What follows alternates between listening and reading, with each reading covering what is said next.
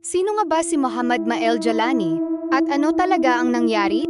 Si Mohamed Mael Jalani, isang grade 9 student, ang kinilalang suspect sa nakagugulat na school shooting sa Ateneo de Zamboanga, University Campus sa Zamboanga City noong ika-18 ng Agosto 2026. Bandang alas 7:50 ng umaga, pumasok umano siya sa school building na may dalang 2 baril. Ayon sa mga otoridad, una niyang pinaputukan ang isang teacher na nasa harap ng classroom, pero hindi ito tinamaan. Pagkatapos, pumunta siya sa 4th floor at binaril ang isang grade 10 male student. Nakalaunan ay namatay. May iba pang naiulat na nasugatan sa insidente.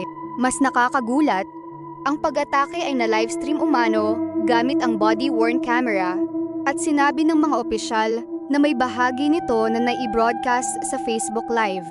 Matapos ang pag-atake, nagtungo si Jalani sa 5th floor at nagpakamatay. 2 ang namatay sa insidente, ang grade 10 student at si Jalani mismo. Pero ang pinakamalaking tanong, bakit niya ito ginawa? Sa ngayon, hindi pa malinaw ang motibo. Patuloy pa ring iniimbestigahan ng mga otoridad ang insidente at ang mga posibleng dahilan sa likod nito.